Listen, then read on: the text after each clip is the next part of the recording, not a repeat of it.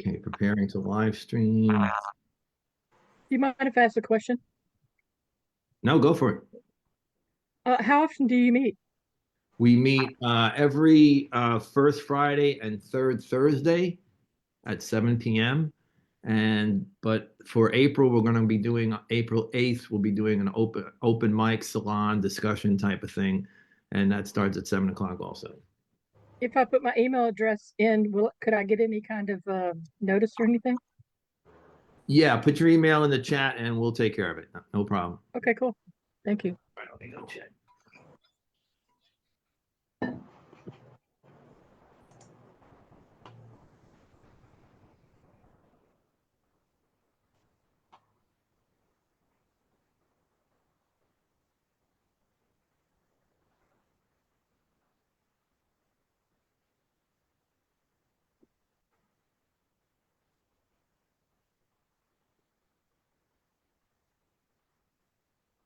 Let me invite everyone to open chat, because in chat at CAPS events, people respond. Listeners are responding in various ways to what they're hearing. All right, what time is it? Let's get started. All right, let me take this off. I want to welcome everybody to April 4th, National Poetry Month. Thank you for showing up this evening. We know you probably had better things to do, like check your 401s and all that stuff, but thank you for being here tonight. My name is Mike Jurkovic. I'll be your host. I want to thank Ken Holland, who is on the Zoom also, because he was going to replace me if I didn't make it. Thank you, Ken. Our featured readers for this evening are Janet Kaplan, Ethan Sirotko, and Victoria Riddell, sorry. And Victoria, if you're ready, I'm going to read your bio and we can get started. I mean, Janet. Hi, do you want me to read Victoria's bio? No. I'm just getting off a train, so I'm a little disoriented. I'm going to read your bio, Janet, and then you'll get started, okay? Okay. Thank you. And I want to reiterate that our features tonight will be Janet Kaplan, Ethan Sirotko, and Victoria Riddell. Janet Kaplan's full-length poetry books are Ecotones 2022, shortlisted for the Sexton Prize and published by the Black Spring Press Group Limited in London. Dream Life of a Philanthropist, 2011 Sandine Prize winner from the University of Notre Dame Press. The Glazier's Country, 2003 Poets Out Loud Prize winner from Fordham University Press. And The Ground Note, 1998 Alice James book. Her collection And Then is forthcoming from PB&J Books. Her honors include grants from the New York Foundation for the Arts and the Bronx Council on the Arts, fellowships and residencies from VCCA, Yaddo, UCross, and the Vermont Studio Center. Her work has appeared in many literary journals and anthologies: An Introduction to the Prose Poem, Firewheel Editions, Lit from Inside, 40 Years of Poetry from Alice James Books, and Like Light, 25 Years of Poetry and Prose by Bright Hill Poets and Writers. She has served as poet in residence at Fordham University and as a member of the undergraduate and graduate creative writing faculty at Hofstra, where she edited the digital literary magazine AMP. I want to welcome her to CAPS. I hope you will all welcome her to CAPS. She's a first timer. Janet Kaplan, you're up. Thank you. Thank you so much for naming the organization after the first part of my last name. I actually my best friend in junior high, her brother used to call me Cappy. So I'm here I am. And I want to thank Mike and Ken and Greg and everyone at CAPS for this invitation from a person who really wishes she were home in Woodstock right now, but she's in the Bronx. That would be me with my buddy Ethan Sirotko. We are here together in the Bronx, taking care of family. So on Facebook, not that long ago, Facebook poet friend of mine posted a question for us. What poem first made you want to write poetry? I did, and my answer was fairy tales. And they're not poems. They struck the place in me where imagination and terror merge, and made poetry writing essential for me as I got older. And I realized not that long ago that I actually thrive on that kind of meeting place between the real and the not so real, otherwise known as the fairy tale, the myth, the dream, the nightmare, that in language allows a place for me to explore these realms, and add a little bit of controlled chaos. So I'm going to be reading poems from my first book, The Ground Note, and they're not myths exactly, but I think you might see where the idea that I wanted to create myths came from. Still writing sort of realistic work that doesn't verge into the unconscious, and yet. The first poem is called Monster. I'm sorry, I need to block myself because I'm I'm looking at myself when I read. That's not a good idea. Can I not do this? No, No, that's better. Okay, I'm good now. I'm good. I'm good. Yeah, use the gallery. Yeah, okay. Monster. Here in my colander, as I wash the ripe strawberries I bought on Broadway, is a green berry, a monster. It is entirely green. The stem, the leaves, the berry itself, small and green. The seeds that coat it are slightly darker than the green of the berry.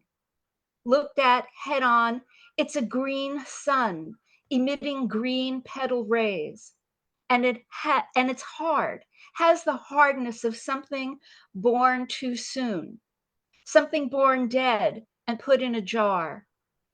What's frightening to me about this berry is what frightened me about the baby they passed around in 9th grade, sealed like preserves in syrup, how it looked at once alien and familiar, how it almost looked like something you might have held on to and called yours.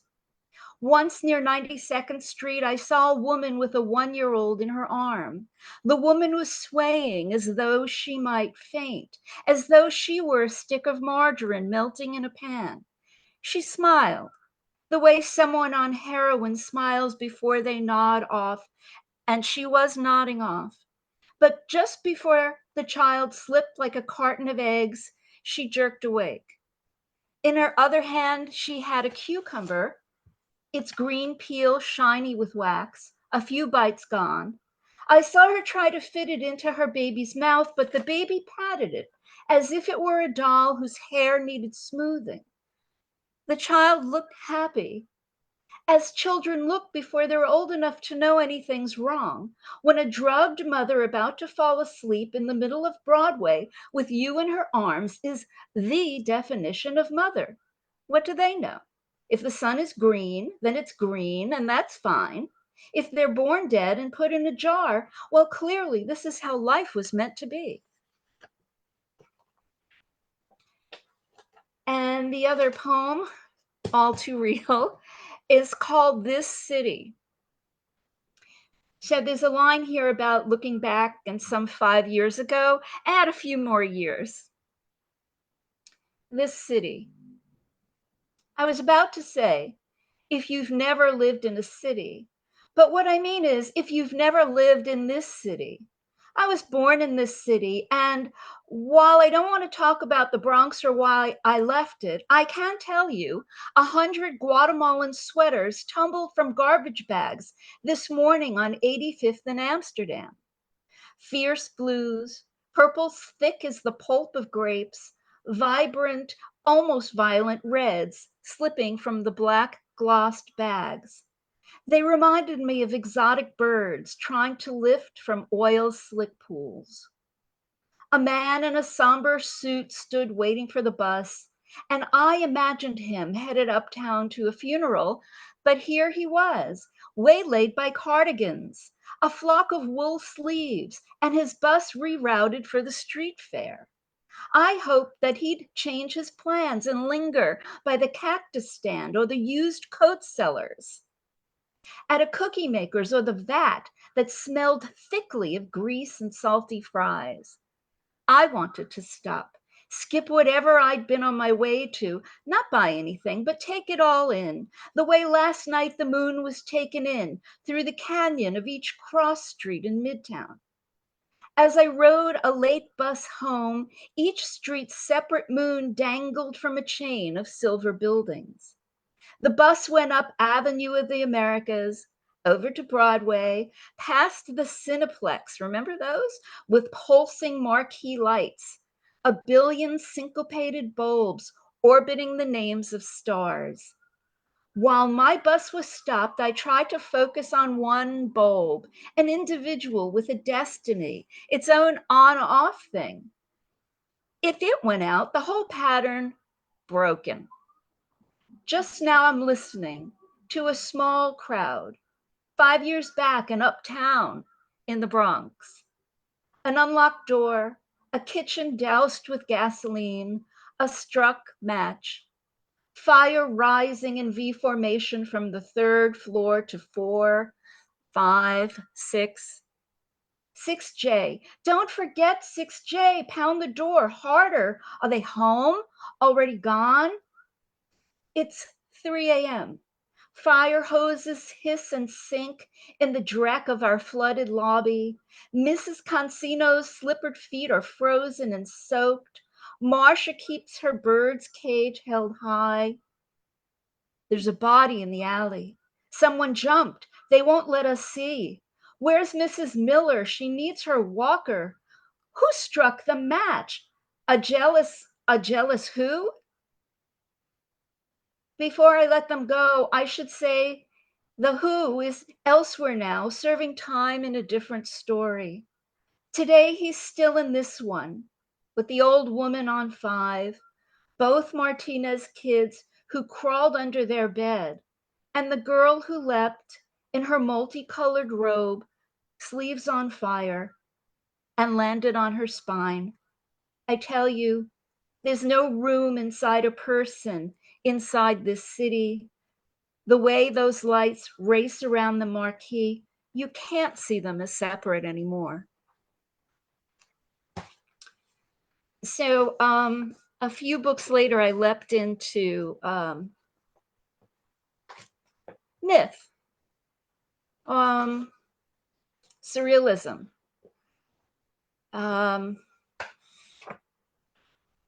Sometimes we need that leap in order to live in the here and now. This one is called Life and Times, and these next are from Dream Life of a Philanthropist. And what I did here is created poems that I wanted to resemble paintings of a surrealist nature. And so I put the titles at the bottom of the poem, and the poems themselves are blocks of text. They're square. Life and Times. I began like hens in sunlight. They're brief souls in which there's almost a spark. I'm winding down like a basement, shelves of urns and tablets, ashtrays and human forms. Midway, I saw how thin the poets were. Amoebas really shape-shifting, 3,000 ways to lengthen and contract. I felt exposed, a nerve peeking from behind the sedatives. I became a stewardess, singing businessmen to sleep, drinking booze from their leftover cups. The family I raised suffered no fools. Only one of us breathed at a time. And what genitals we had, we stored in canopic jars when not in use, alabaster with lapis lazuli clasps. Now I'm mayor of a town known for symmetry, good luck and bad, in random but equal measure. So the next piece I'm going to read, also from Dream Life of a Philanthropist, is a prose sonnet. What on earth is that? What kind of oxymoronic beast? Well, you know what a sonnet is. It's a 14-line poem with a rhyme scheme and a set meter. A prose sonnet has 14 prose sections. Every now and then there might be rhyme in them. I'm not sure about this one. You can tell me. It's titled Animals. And again, 14 sections. Just as it was proper to have public clocks and sundials, there would also be for the townspeople mammoths and speckled eels. When these were no longer objects of artistic merit, they were removed. However, one can still see traces. A slimy skin, a second hand. The mayor often spends an afternoon dusting town square where timepieces and beasts once lingered. In the artwork of the day, goats were depicted as devils or imps. Nonetheless, under the protection of the ruling family, they were allowed to live wherever they desired. Most lived on Mount Triangle, on the other side of the river, but later on were ordered to live closer to the market. Only after several centuries does a great poet emerge among these goats. The hunting dog was given his horoscope. A positive choice, that of being, will occur without asking for help from anyone. Now your wishes will take on a dimension more welcoming and your power will grow serious. Make plans for your future. It's truly near and you will return happy.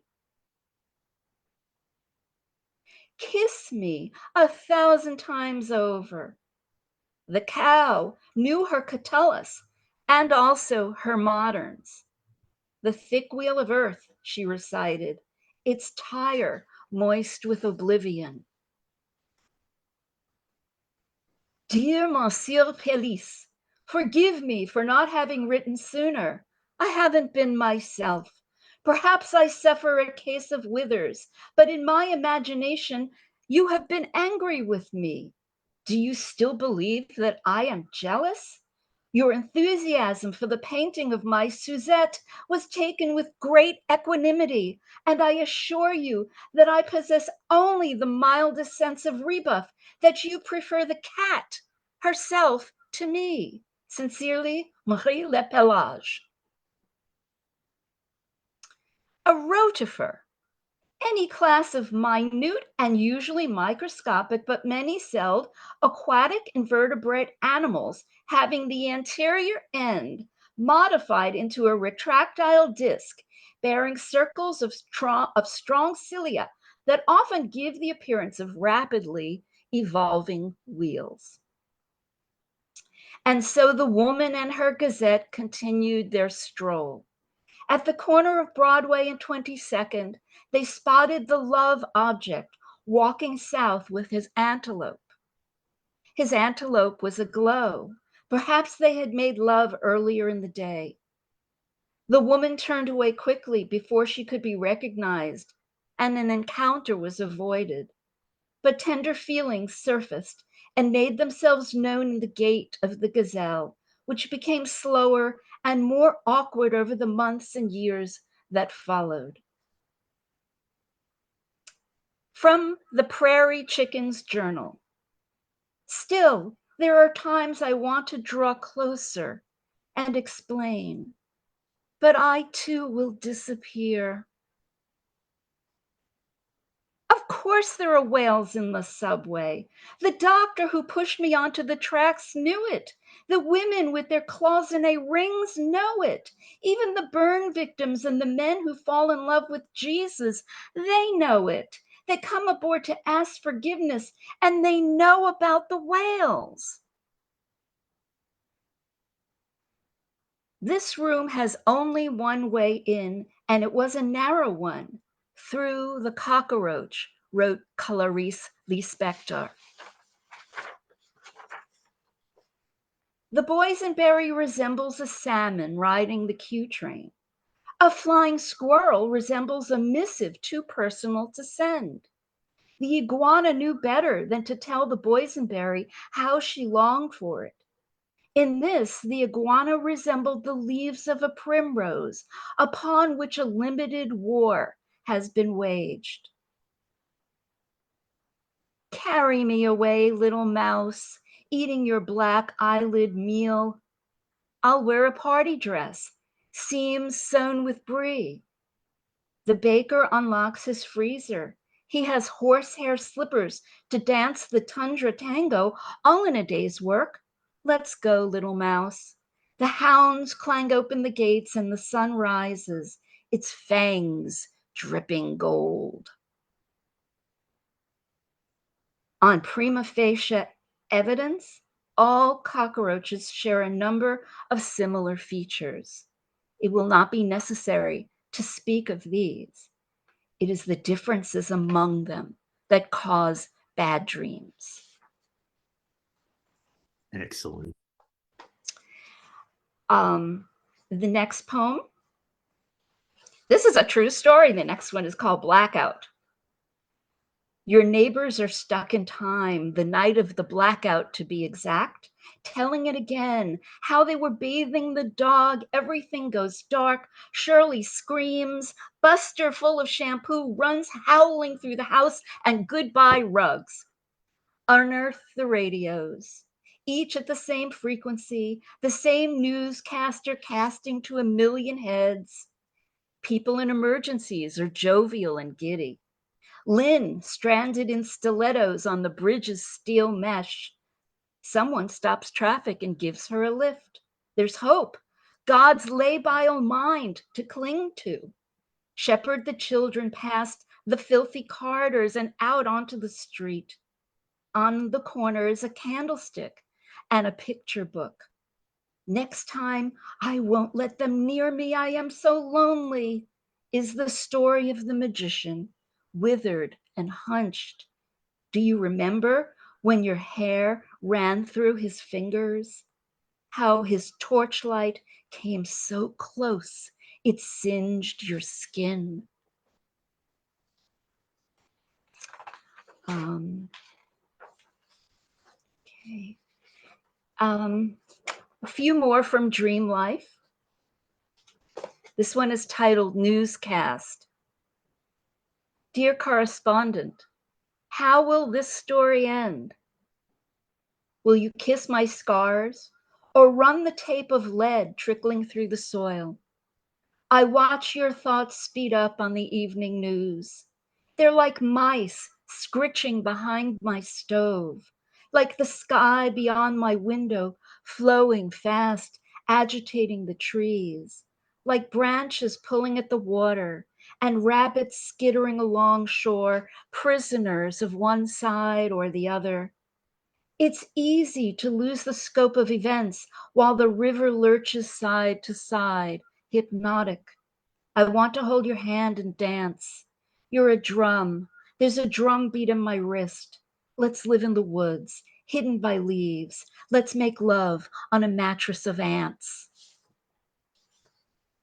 And then one more from this book, and I'm going to dedicate it to tomorrow. It's called Long Life Restaurant. The baker's hands are a specialty, as is the butcher's spit. The carpenters eat the table with their spoons. A cherub on the ceiling swirls a phosphorus cloud. And God, he's a light bulb, an elegant seraphed O, a pale body with its lentic dream of peace. The waiters have composed a list of the damned. They carry it outside and nail it to the door. Swallows disperse in crystalline fists of panic, and a crowd on Main Street follows a tank. The streets blossom with handkerchiefs, red and navy waves. A roar of cheers, a fat burst of flame.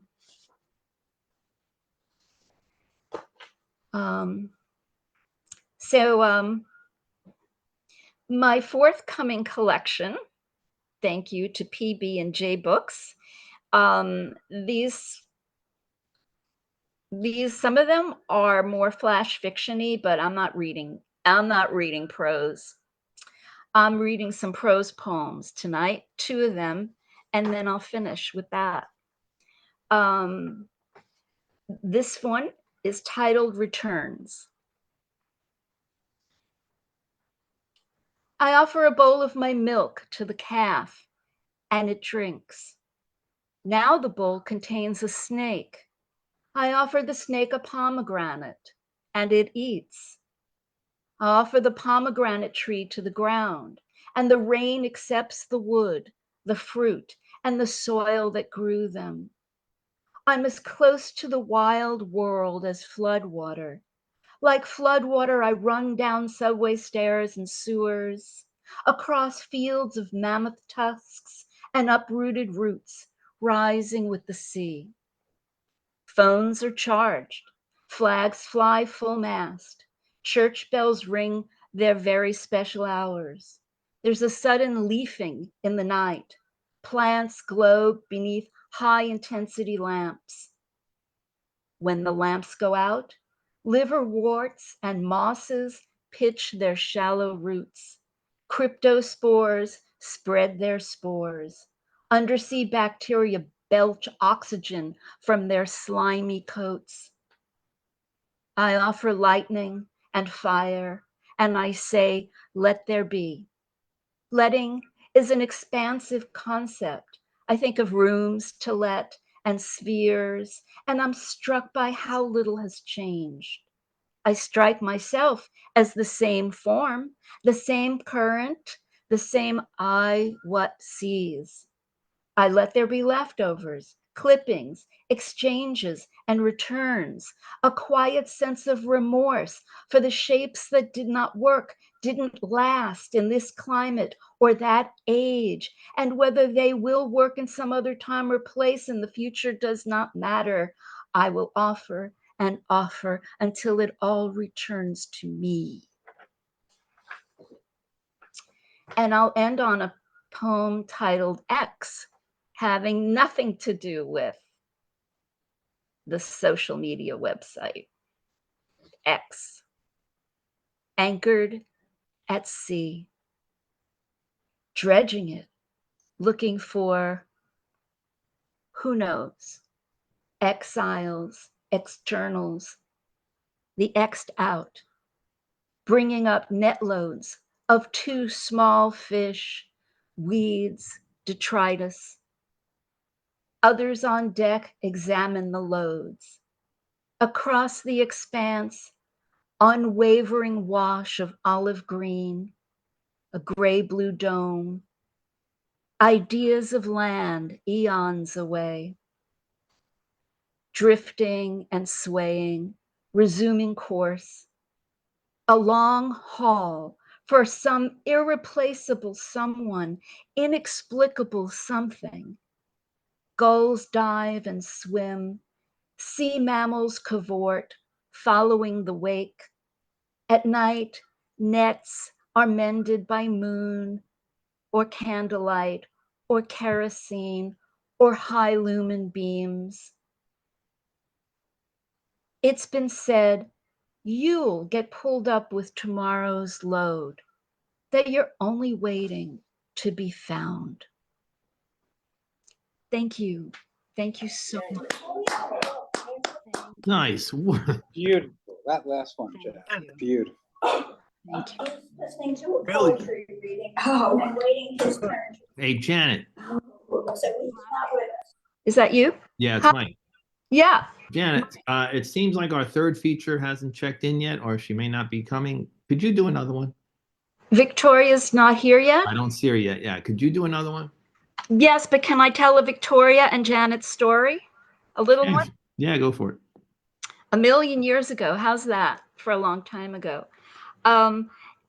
A lovely person who was new at the hosting business set up a new reading series at a bar in Midtown Manhattan, and Victoria and I were her first featured readers. And so we get to the bar. It's no, it's a bar. It's after work. It's Midtown. This is insane. And I go in and it smells like a bar and it looks like a bar and it acts like a bar. But the waiter says, "Oh, you're here for that thing?" and escorts me to the back of the bar where there's this lovely little room with sofas and comfy, cushy chairs. So now at this point, it's pouring down rain. And who's there? The lovely young woman who's new at hosting, Victoria Riddell, and me. That was it. I was pretty new to this business. I had the best time reading, and we all read to one another. But now I have to say that I'm really sorry Victoria's not here to see your wonderful faces. And I am so grateful that you are all here, because reading to yourself on Zoom is not fun. No, not fun. Got that right. So, okay, I'm gonna read one more. All right. This is actually a poem from Dream Life of a Philanthropist. It's in 3 parts. And so I'm going to read all 3 at once. No, I'm not. And I don't know if you can see this, but they're set up in 3 columns like this. So the reason I chose it, it's because it's a diner. It's a public space. It's 3:45 a.m. Okay, 3:45 a.m. And these are people you can imagine they're either talking low with somebody in this diner at 3:45 in the morning, or maybe they're talking to themselves, or maybe they're just thinking out loud. Okay, 3 different people. What are your favorite storms? I sleep by counting names that begin with D. Dictatorship, anarchy, a crumb of democracy thrown to the ants. And what do we send heavenward as if it's blank as a page up there? Astronauts, mushroom clouds, garbage, souls? Car horns blare all night. At home, the doorbells, the phones. A message lights my screen. Bye-bye, I say. Second person. A cry for salvation, eggs for a cake. When the bills came due on the 40th day, I began to look the other in the eye. One of us had red bangs, had killed an infant. Why pray for the politician when Saturday's trash day in the better neighborhoods? Why pray for the righteous, their hearts bloated like water in a tub after bathing? And as for recriminations or regret, just like houseflies rummaging the sheets. Voice 3. You know, the heart, it's 2-way traffic. That would be better. I mean, the mind's a one-way, Bob. Enter Mundi. And what do we have? A few hoaxes or hope-raising diversions? A dream that reason or passion will exit by way of thought? Words squeeze past, you know? The shit of my prune-eating grandma had an easier time. Or they gush. No analogy needed. Like a universe of babbles. The mind's no place for a life. It works best when it's off. Asleep. Enter nothing. What a feast. That blaster of sealed doors. Thank you again. Huzzah. Thank you, Janet. Thank you so much.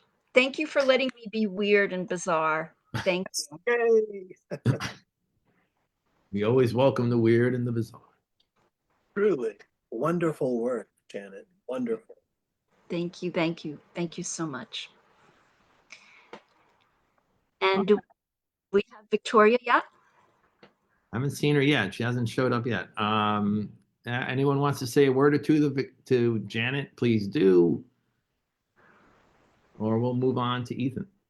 Janet, you've punched up that the one about returns. I saw an earlier version. Oh, this yes, is, you did. this is really superb, really great. Thank And- you. And Janet, do check out chat when you have those I'm proverbial checking. moments. Ken, lots thank to you read. so much, everybody. Thank you. Now it's all on you. Thank you. And no, I think when you were introducing Janet, you said her first book was in 1990. Was 8? that 8?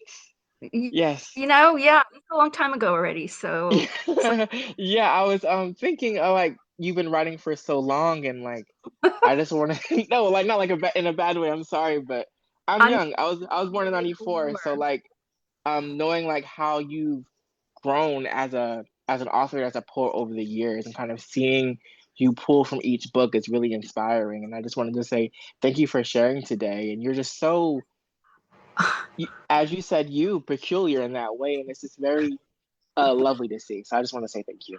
I can't see who's speaking, and I need to change the view because now I really want to see who's speaking. Thank you so much. I actually skipped over 2 books that are in the middle, mostly because they're best read in the book. Reading them out loud, I think that more performative would be necessary with more than one person because the words are sort of exploded in fragments all over the page. These are more narrative. I go back and forth between needing that and needing the cohesion of the narrative form, but I don't know if growing it's more like the way a wildebeest or a wild thing grows. It's kind of like my Hmm. in every direction, Yeah. maybe at once, and then there are the awful dormant periods when there are too many emergencies and Mm, nothing. The imagination does not exist well in emergencies. mm. So it's good to be able to come back as I've been able to do this year a bit. I had a question. I think your hair is absolutely beautiful. I've been stunningly watching it during your entire presentation. I've got a theater background, so I look at visuals, and I just wonder, does it ever get in your way? You're Yes, like all a the time. thoroughbred. You're like a thoroughbred with this mane. It's absolutely beautiful. Thank you. I love your poetry. Thoroughbred about me, more like wrong side of the tracks bread. Thank you. It's beautiful. I absolutely love it. When the thing that me and my friends wanted more than anything, no matter what color we were, was straight hair. And that involved everything from chemicals to empty tin cans. All right, whatever. Hair. Yes, thank you. See, we not only talk about poetry here. We talk Yeah, about yeah. hair. All Yeah. right. Let's, Janet, again, thank you so much. Bye. Let's Thank move on to Ethan. Yay. All right, where are you? There you are. Ethan Sirotko was born and raised in the Bronx. Honestly, who wasn't? All right. Who is a Phi Beta? He is a Phi Beta Cap graduate at SUNY Binghamton and attended Boston College Law School. He has written several books of poetry, Aching in the Nebula and Searching for the Butterfly, plays, The Bachelor Party, and Even 3 and The Last Act, screenplays, Real Escape, etc., flip books, Love, War, and Seriously, Humor Me, and a book of short stories, Distant Selves. He studied acting at HB Studios, the Gene Frankel Media Center for Performing Arts, MCPA, the George Morrison Studio, and the American Academy of Dramatic Arts. He has acted in several off-Broadway plays and created a new definition of the microsecond when he appeared on the TV soap opera Search for Tomorrow. He is a photographer and an artist and created the photo card company ESP Photos. He is also an undercover trial attorney. He aspires, might need more of those. He aspires to be the past president of the Society for the Preservation of Gravity. His latest play, The Last Act, was a finalist in the International Playwriting Contest held by the National Yiddish Theater at Folksbiene. A warm welcome, please, to another CAPS newbie, Ethan Sirotko. Hello, hi. Nice to be here. Thank you, thank you, Mike, and thank you, Greg. It's nice to have found CAPS. So here we go. First of all, is it Tinkerbell that you have to clap your hands in order to revive Tinkerbell? Yes. Ah, okay, good. So whenever you would like Tinkerbell to appear and be alive, just clap. Okay. Trust me, I don't know. We do not know things that make it so, or this or that, or so and so, how much we do not know. People in our lives, we know them well, or think we do, but people hide in the knowledge of friends who look no further than all they know.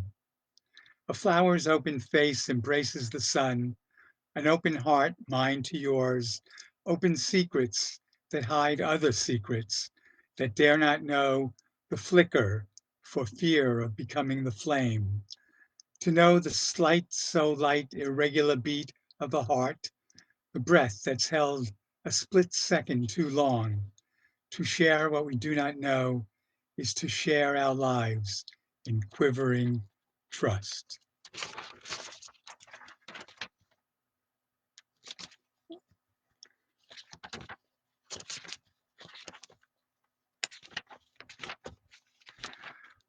Wings of the Beast.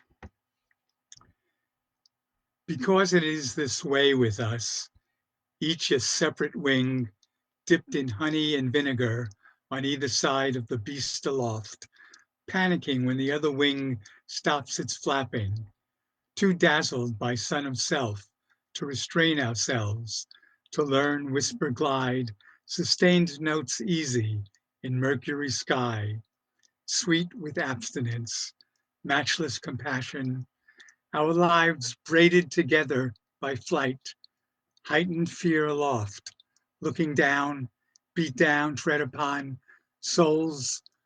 I try to get to your side, but the beast plunges when we're in total agreement. Going on. Wheelchaired, can't get around much except by rolling or getting pushed by a talker who feels she needs to make up for my hard-earned silence. Maybe a few steps with the walker. 90 years old, hip fractured in a fall. I'm not what I used to be. Even at 88, I could cook and clean and wash a light load. Her cigarette clogged lungs, pain for air. She puts on her mask of oxygen. Her heart is feeble, once so strong with will, which fought despair, even when she feared, even when she burned. What has happened to me, she thinks. I don't want to be a bother. She looks at me, her eyes wet with frustration, tears harbored in her mist gray eyes.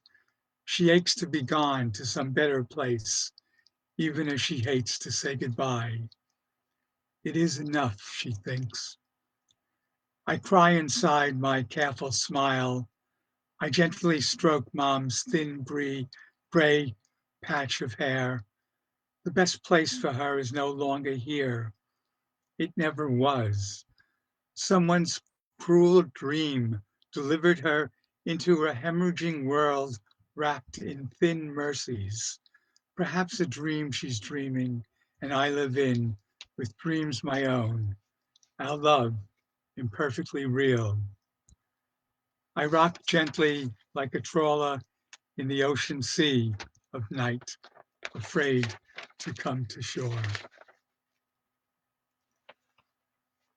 The love of time and space.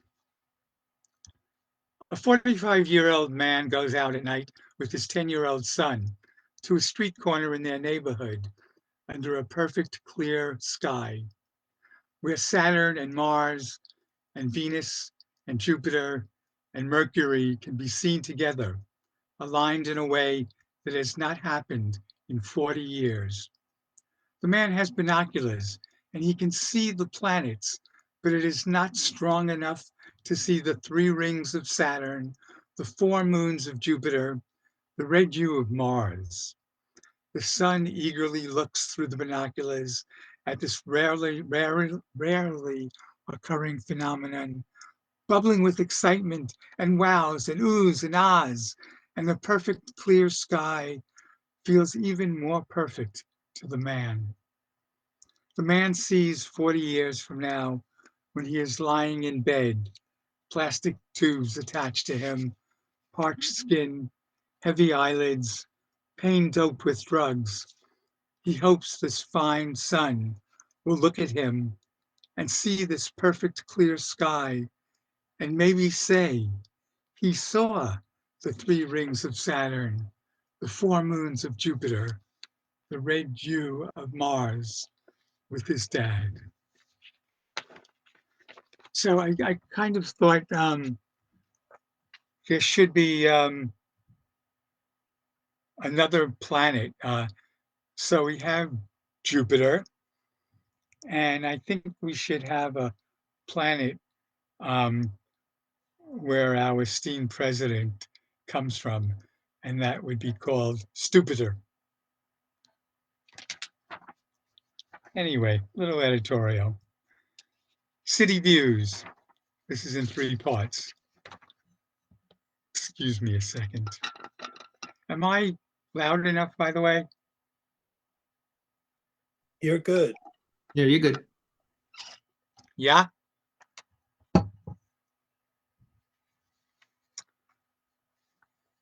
Okay, city views. Rain beads. Little beads of clear rain hug the rust brown firescape outside my pane of glass. Wet half moons, rich white sky inside, glisten bright. Each drop fixate with urban attachment. The firescape, a city flower, blooming escape from rage. Neon. Sitting in the small part of the L curve at the end of the hospital's mirrored polished hallways, eyes clinging to the cables of the George Washington Bridge, dangling cold white lights, tremble glittering warm beauty, and the steady pulse of headlights crawl across the night like Times Square pixels, wrapping neon news around the buildings swerving inside me. Whiteout. Alone, I walk into a city of hands I do not hold. No love bindings give a release in snowy slopes of sky. Whiteness fills my eyes, combining all colors into stares as I struggle through the blizzard, straining for the chestnut mare. The time of your life. We go by time, not distance, my analyst said to me. I said, what if I go the distance? He looked puzzled, then said, we're out of time. My analyst, like all New York analysts, cut the 50-minute hour to 45, even though most important things people say in therapy are in the last 5 minutes. My analyst said he took the 5 minutes off the beginning of the session. We're out of time again, he says. It's only time till I leave him.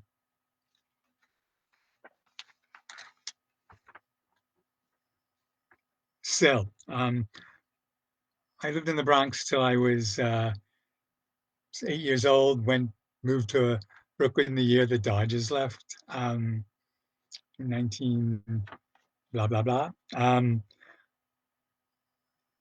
I went back and, my dentist moved outside the place I had lived in the Bronx. And I was standing outside the building and some guy came by and said, would you like to go in? And I did.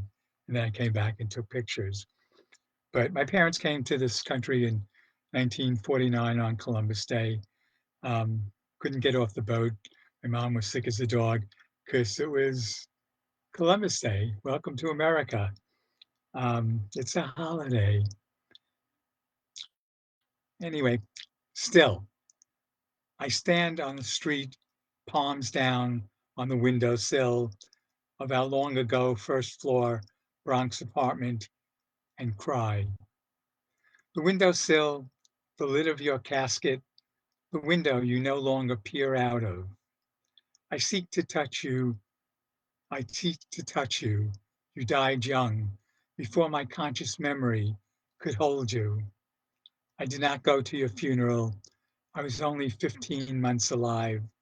So now I go to our old Bronx apartment to touch the pebbled granite sill, your unshaved face, full of anxious love.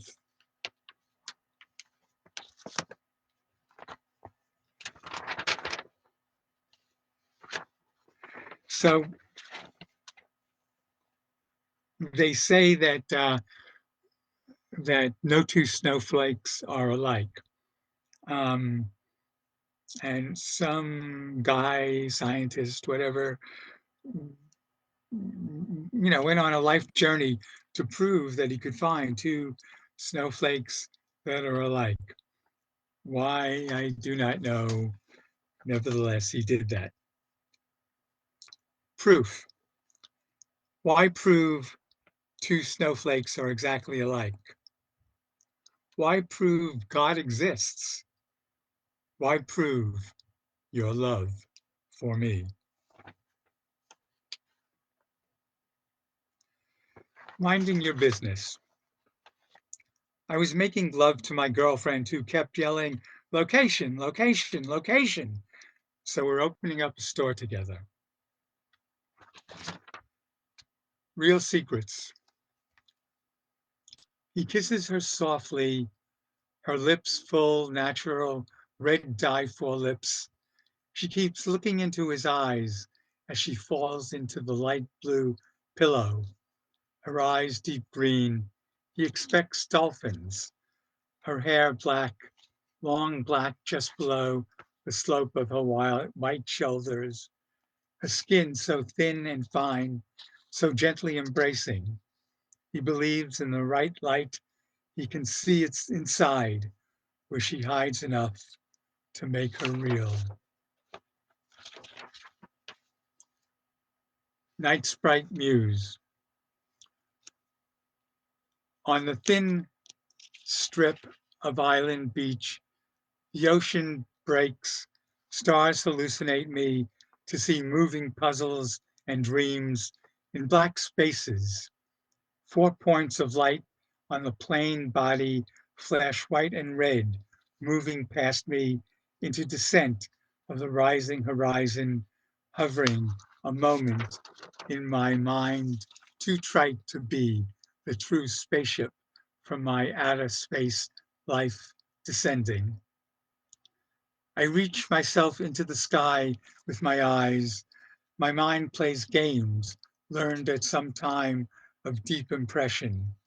Lancing thoughts measure and cut me as I struggle to balance myself and breathe into the universe.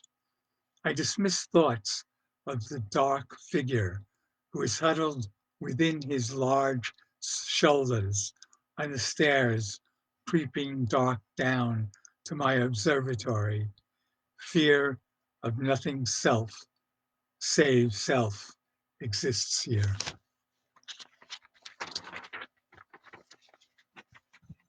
Excuse me, I am totally parched.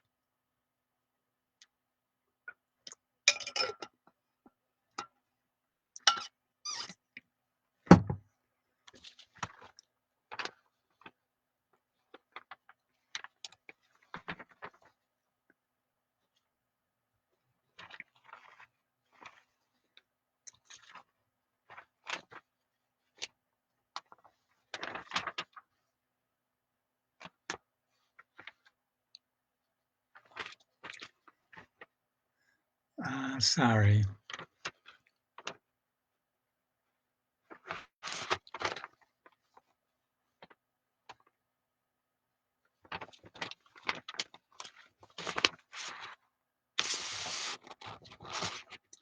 The bagman.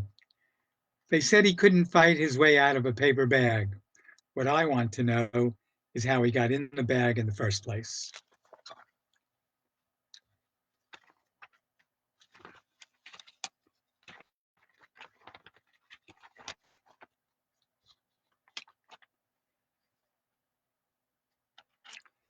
as if. He said he's only a kid, as if that explained everything. The lawyer said he had a bad childhood, as if that explained the murder. And I say to my girlfriend, it's only me, as if that explained anything. Getting down. Everything is sedative, everything is down, everything is what it is and isn't everything besides the point. Everything is meant but has no meaning. Talk is cheaper than thoughts. It robs the brain of words. My mind is out of space. It's lost its stars. Who's minding the planet if you're out of your constellation?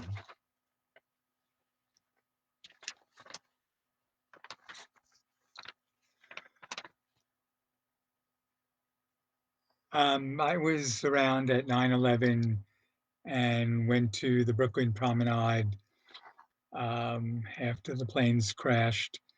And there was a beautiful sky to the right of the Brooklyn Bridge, and to the left, there was total conflagration. And I wrote this, Morning Dew. Can we mourn this way again? Can we ever say I love you and mean the same as yesterday? Can I hold tears in the casket of my eyes and bury deep my pain, so that should a horror happen tomorrow, I can spill fresh tears like morning dew again?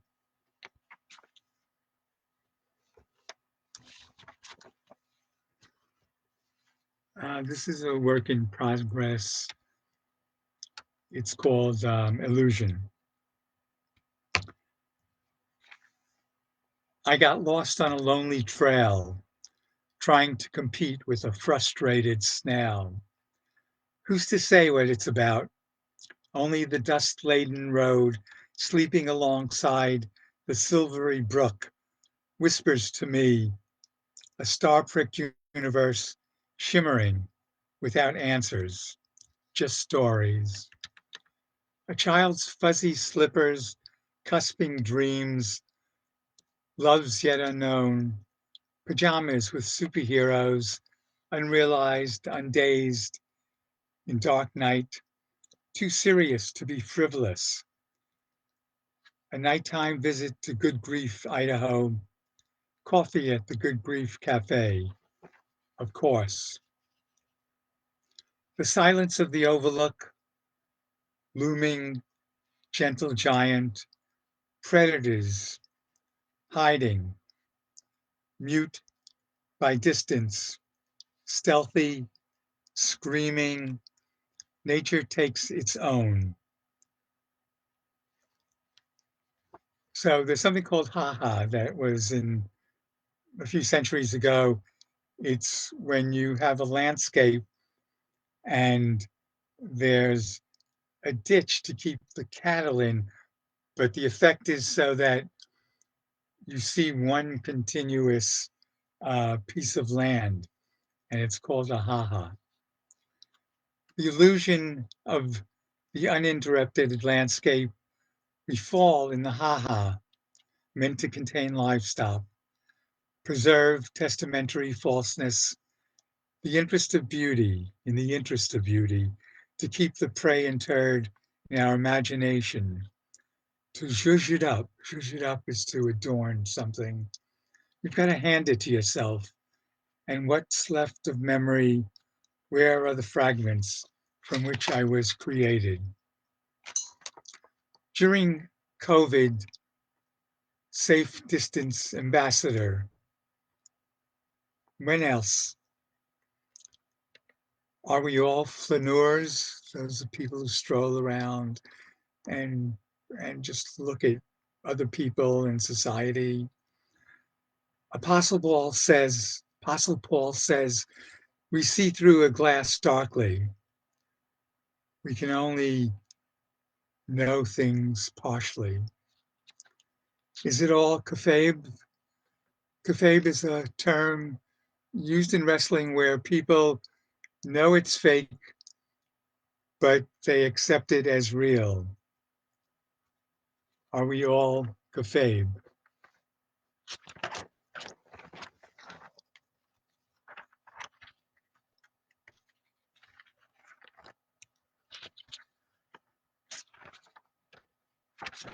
The moon follows us in the bus.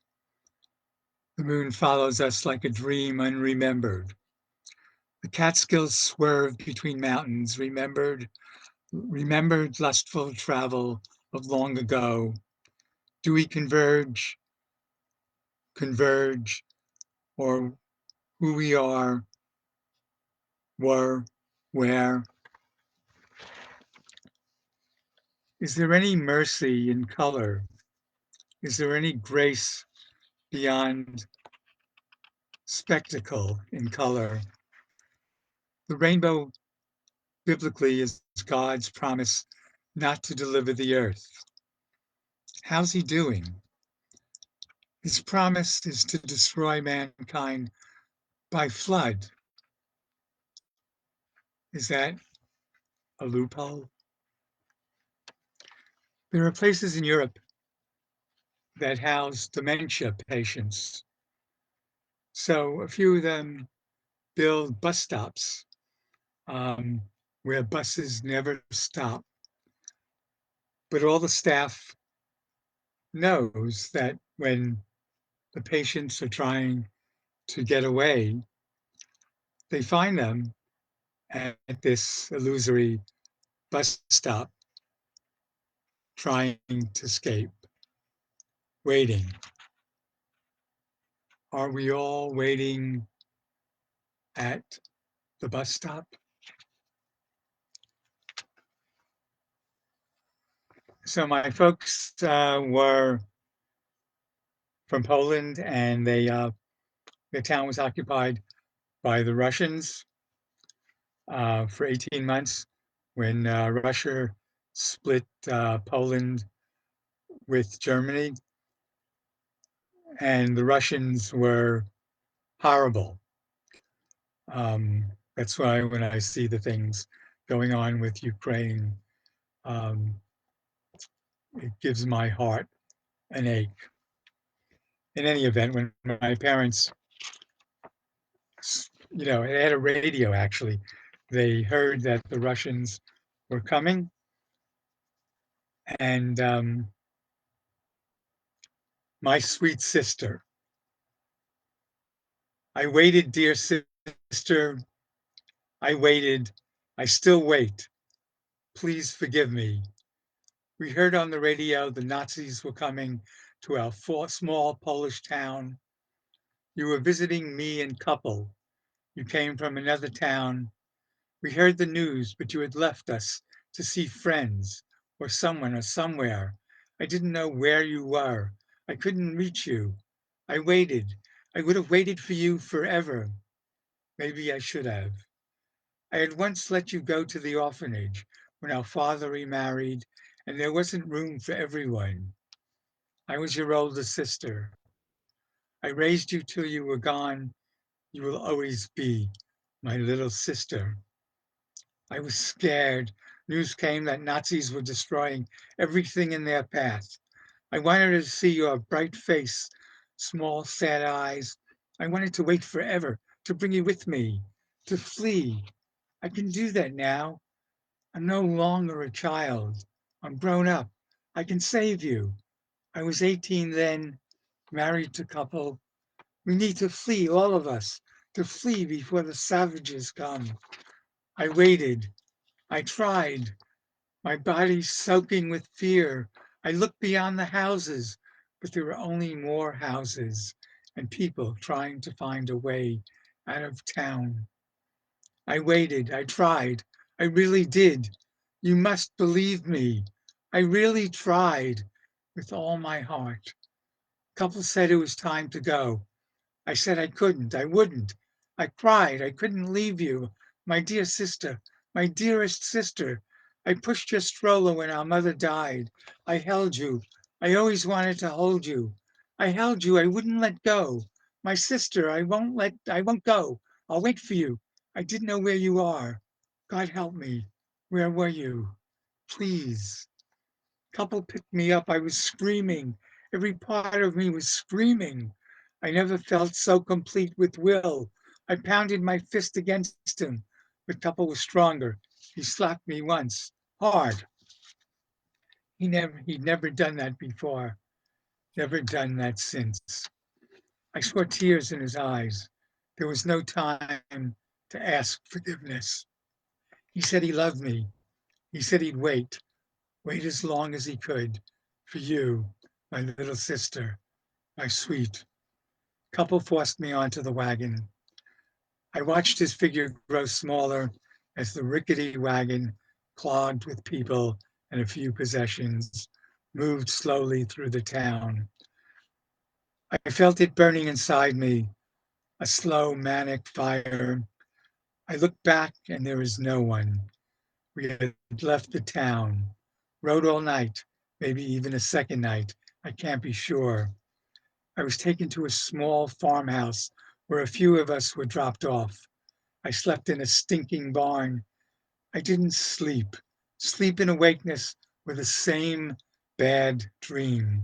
I said your name over and over again. I wanted to see those sad eyes smile. Even for a moment, I could always bring you a smile. I don't really remember much. Night went into day, into night. My grief knew no boundary but prayer. I am not religious, but I prayed. I said the name God over and over again and again. And each time I said God's name, I said your name, till there was no difference, no difference. Later, 3 weeks, 2 weeks, I don't really know. I was already someplace into the woods. Couple found me. The moment I saw his grim, relieved face, I screamed. He was alone. I've never known such grief and joy. Maybe that's the wrong word for it, at the same moment. My God, my sister, my God, my sister, my sister, my sister, my sister, where are you? There's not even a picture of you. I know you'll never come. My dearest, sweet Zelda, forgive me. I still wait for you. Come to me. We'll flee together. Come to me. Please come to me. I will wait. Thanks so much. Pleasure being here. Wow, Ethan, thank you.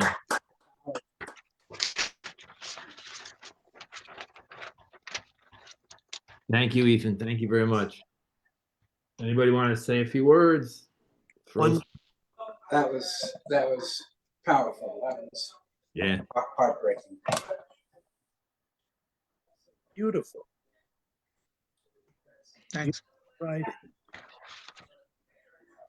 You know, when I heard you and Janet at Woodstock, your poetry just exhibited the range from the completely short, acerbic, sarcastic, witty, to the longer, depth of emotional poetry and narrative poetry like that. So, and you brought it tonight. So, you and Janet, just terrific. Thanks so much. Yeah, thank you guys.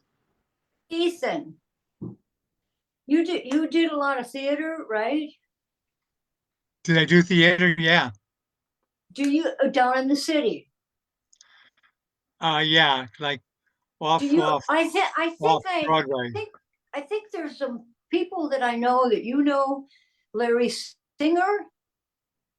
Larry Singer is a acting coach down in New York City. Brad McDougall, Kathy McDougall, they were on Broadway. Wayne Green, Lisa Green. They're all friends of mine that were down there in the city, in Broadway, on doing theater. There's just so many other people. I gotta look up your website. I don't have a website. I have an apartment. You know, some of my best teachers were people like George Morrison, um, who also taught at Purchase, and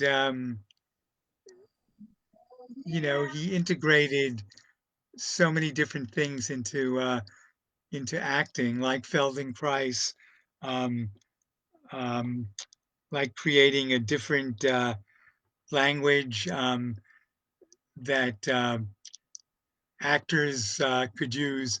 So we take the outside and internalize things. So things were active and not passive. Um, and um, and Ed Coven was another wonderful teacher, and HB Studio, um, some courses there. So I didn't study with the people, you know, that that you knew, but I had some wonderful teachers, and um, after a few years, you know, it's a frustrating life. You know, I mean, I did a couple of plays off Broadway, like Major Barbara. Um, my favorite was Time of Your Life by William Saroyan. All that was great. But you know, and I was a member of Equity and AFTRA. But after a while, it was frustrating, and I thought um, my real talent, such as it is, would be, you know, writing. So here I am. The thing that's absolutely beautiful is the breadth and width of creative activity. That it's not just poetry, which is one avenue. It's theater, it's painting, it's everything. The creative spirit. This is what is so, to me, incredible about your work. It's everywhere. And Ethan, thank you for sharing that with us tonight. Thank you so much. Thank you. All right. We do have to move on to the open micers because we've got about 18, 19 folks. So before we begin, I just want to say thank you to Janet and Ethan for being first timers and for coming tonight. Victoria is not here, so we'll just You, off. Mike, Greg, Ken, everybody, thank you so much. Thank you. Thank you. On Friday, May 2nd, our featured readers will be Jared Harrell, Nancy Shee-Nodal, and Kathy Weld. On April 17th, the one, the only, she's here this evening, but she won't be reading, Mary Louise Kiernan. And I want to remind everybody that we're doing a special, we're only doing it every 4 months. So I guess that's quarterly or triannually or whatever you call it. We're only doing it, and the first one is going to be April 8th. It's going to be an open mic with discussion salon, however it shapes up. And that's next Tuesday at 7 p.m. And our first open mic reader is from the British Virgin Islands. Lynette Rabsatt, you're up. Good evening. I have two short pieces to share tonight.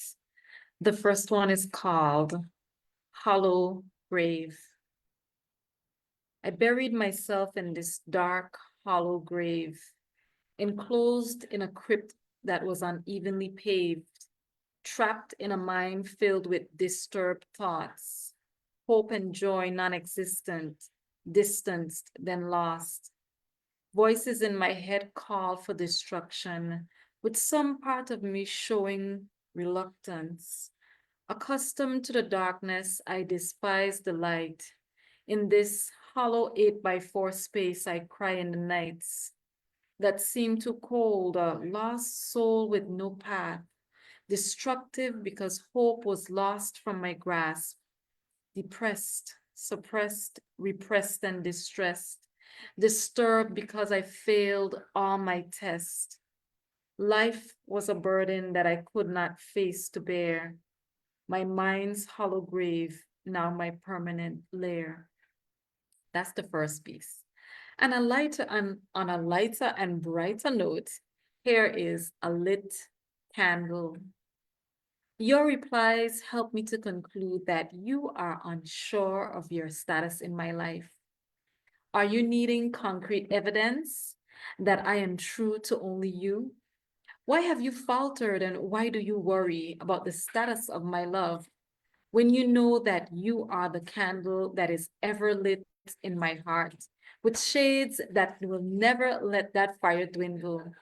My love for you is compared to the candle analogy, which shows my love in perpetuity. But this love can never be harnessed or contained. So you never have to consider me not loving you because no other can capture me. It's only you that I love. Thank you. Swell. Well, whoever that person is a very lucky person. Thank you, Lynette. Lenny, it's your job to follow Lynette. Oh, no. All right.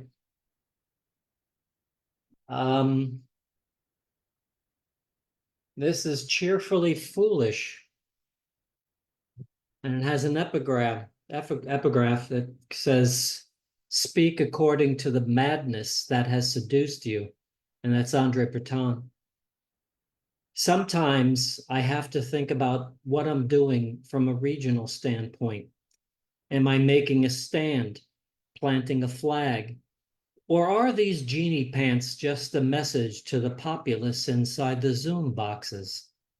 Who would know what I chose when a penny I flipped comes up one way or the other?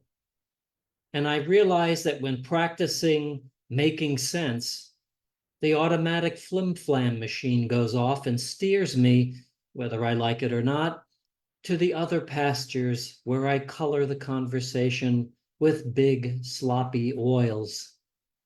Because some of my paintings I keep here in the attic with vulgar parrots at a moment's notice away from thinking in black and white are more filigree than pedigree. This has been verified by chronicled abstentia in and around the software. Reading books such as Wheelchairs from Outer Space and Eddie Spaghetti, Your Meatballs Are Ready keeps me on the edge of something else, such as certain inventions and saved up iotas from the last empire. So, I've never thought about what the wheelbarrow was made of or why it was made at all while pushing it out the attic window to seize the lethargic banana plant outside, growing like a green and yellow eyebrow with palmetto bugs scrambling in it. It's a wheelbarrow, for Christ's sakes. That's it. Who cares what planet it's from? And one more. Colored shapes. It has an epigraph that says, speak according to the madness that has seduced you, from Andre Breton. I saw stuff when I was a kid in the sky. On a dead-end street, I looked up and some kids there too pointed at something floating along like a slow train on a dream, 3 shapes at summer. Blue, orange, and yellow slowly eastward disappeared. By then, the others ran down, throwing bikes onto the street, but missed it. A year later, one of them says he saw the ship up there too, square, triangle, and circle with nothing but afternoon sky between them, shapes that reminded him of Miss Lovely's geometry class book, page 12. You were late and didn't see it, Billy. You threw your bike down at the end of the street, cut your hand on the jagged handlebar Jerry made in his garage. You didn't see nothing because the ship went by like a silent movie in the clouds. Stop telling that you saw it. You saw me kiss your girl Jeannie on her lips in the dead-end street. She twisted her feet and opened her mouth, and you swiped at me good with your hand and missed. You only remembered us pointing up and hollering about it, saying colors and shapes, saying it must be a ship up there. You were holding out your wrist, and you kept on bleeding, Billy. Thank you. Nice work, Lenny. Thank you. Want to say a few words about South Florida poetry? South Florida Poetry Journal, sure. We're open all the time, 24/7. Send your work in. It's southfloridapoetryjournal.com. I am but one of the readers. I read blind. I don't see who's sending poems in, just so you know. Others do, but I don't. And give it a whirl. Thank you, Lenny. Thanks for coming out always. The one, the only Mr. Ron Bremner, you're next. Okay, and I just hope I didn't read this the last time. Serenity teaches beauty in a wall of Buddhist sleep. Many go straight to the knowing of why. Strange experiences within are alive and well on earth, despite the second-hand struggles to escape. Wise women and men temporarily defeat their racist past, only to assure a murdered future. Dogs are unique, but not psychic, no matter how much they seem to be and how much we want them to be. Cambodian street life, Nepali imaginations, Skid Row clerics, all give detailed instructions on how to get one's prayers answered. It's been assumed by those more intelligent than I that dying is a trip to divine beaches in Hawaii. But that does not cure the anger that hangs in the air, where we breathe it in and find that we can only hope to be more unusual, entertaining, and valuable than a bee's backside. And that's currently loaded in an online journal called Frazzled Lit. And this second one, I should have done this in March, but what the hell. In the good old US of A, we say that March comes in like a lion and goes out like a lamb. But that's not true everywhere on this planet. For example, in Canada, March comes in like a moose and goes out like a grizzly bear. In Mexico, March comes in like an ocelot and goes out like an armadillo. In the UK, March comes in like a weasel and goes out like a shrew. Ireland is an interesting case. For most years, March comes in like a leprechaun and goes out like St. Patrick. But in leap years, March comes in like a young banshee and goes out like an older banshee. In Italy, March comes in like a Lamborghini and goes out like a Maserati. In Kenya, March comes in like a white rhino and goes out like a blue rhino.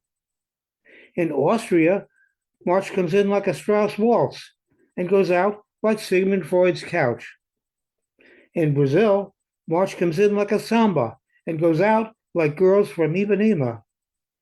In Cuba, March comes in like Fidel's beard and goes out like a case of contraband cigars.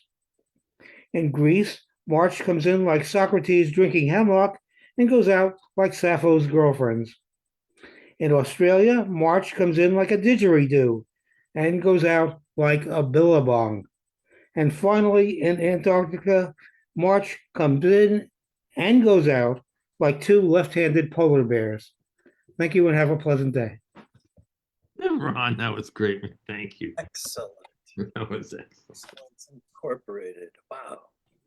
A new voice here at CAP, Sam Harty, you're up. Thank you. So I plan to read 2 poems, totally different types of poems to kind of see what my range is.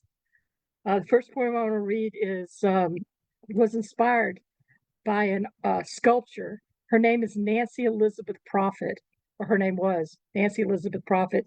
She was an American sculptor of African American and Native American descent, and she was the first woman or person of color to graduate from the Rhode Island University of Design in 1918. She moved from America to Paris so she could sell her art better. And she literally starved for her art. I mean, you hear of people starving for their art, but she literally did suffer quite a bit. So I was inspired by her, so I wrote this. What will one do for their art when it pulls them by the heart? When every cell of your body is on fire and every strand of your hair vibrates with desire to weave, to write, to sculpt, to compose? Does the beauty come from the mind? Is it within each artist, or does it just appear and disappear like smoke? My throat is dry, my belly aches from hunger. I cannot sleep, so I remain woke.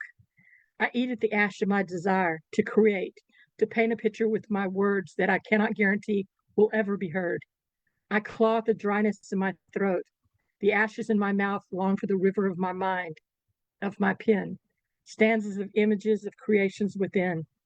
My last vestibule of thought, of a crescendo of wet clay upon a marble table, of dreams turned into fables, to stay on the page, on the canvas, in the lyrics forever. I did this. I wrote, drew, sculpted, composed with ribs showing and eyes sunken. No matter, because I know that as long as words flow, as long as children dance and the wind blows, someone will create. Someone will create. And my second one is a love poem, kind of, called I Wrote Her. I wrote her. Happy words, loving words, jump on this carousel with me. No reply. Another try. I wrote her. Invitations, affirmations, please love me. No reply. She broke me. One more day. I wrote her, still trying to give her the world. No reply. I'm crushed. My heart lies in ruins. I wrote her again, ink pleading. No reply. My inks run dry. My heart is full yet broken to pieces. She doesn't see me. I wrote her one final time. No reply. Thank you. Thank you, Sam. Thanks for coming on tonight, and join us anytime you can. Great. Thank you. Raphael Moser, you're next.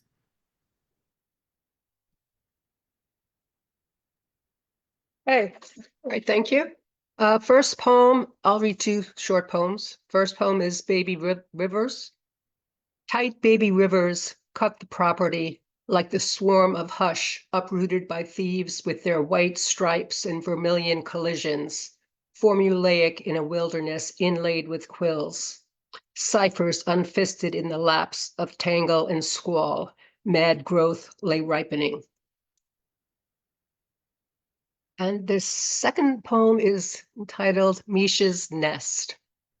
Misha spins into the large, calm gristle of machinery where perpendicular thighs contract to reach the matte gray ground.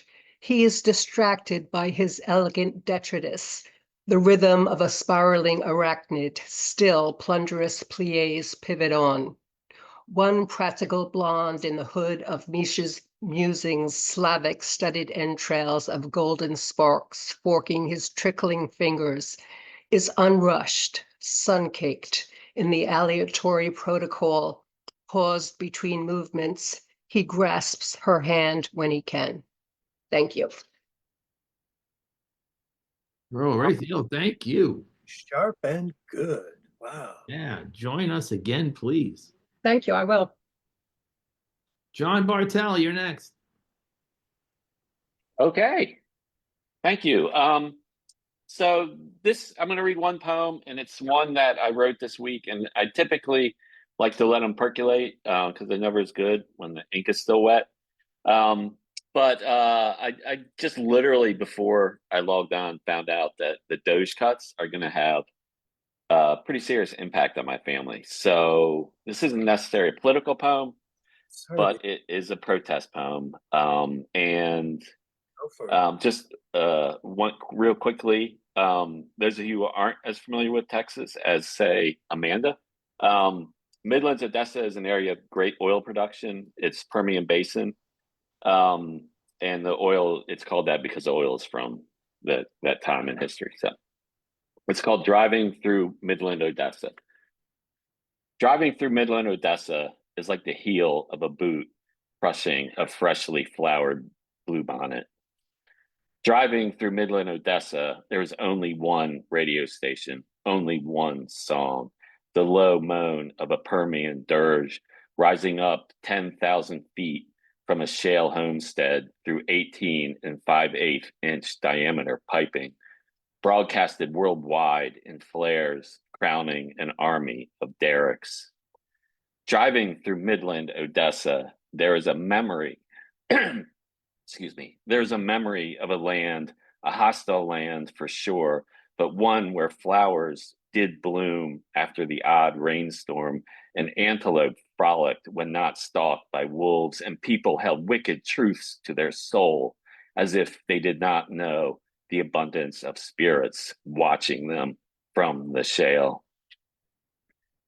Driving through Midlands, Odessa is like Thanksgiving, only there is no turkey, simply pumpkin pie, and you can't stop eating it. And your uncle and his girlfriend head off to the bathroom to do some lines and end up having loud sex while you and your family cannot stop eating that pie. And the moaning is loud and thumping reverberates through the house, but still the pie, that pie. You must have more, and the grinding and thrusting and howls from the bathroom climax as the door shatters and the girlfriend falls out onto the floor, but still you keep eating that pie. God, you love that pie. The girlfriend, she dances down the hall, naked and slathered in crude oil, her entire body coated except for her blonde hair that flows in a dust storm that has kicked up inside of the house, and she climbs onto the dining table while you and your family cannot stop eating that pie, and she shakes her breast cabaret style, rivulets of oil slapping onto your face, your chin, but still you eat that pie. Driving through Midland, Odessa, there is only one song scratching through on AM radio waves. Thank you. John, excellent work, man. Thanks. Thank you. Thank you. Thank you for coming on tonight. Tim Brennan, you're next. Holy shit, John. Thank you. All right. This is a poem in 5 parts. A simple life casts a shadow. 1. A dog who makes the curb a city block long recently shed tears at the morning's meeting in mouse-ravaged light. 2. Before you vote on this list of candidate choices, do as our spendthrift, cuddled in the library text, thumbed up does. Remove the sexual from paranoia's vivid display. 3. After decades, the city smells like smoke again.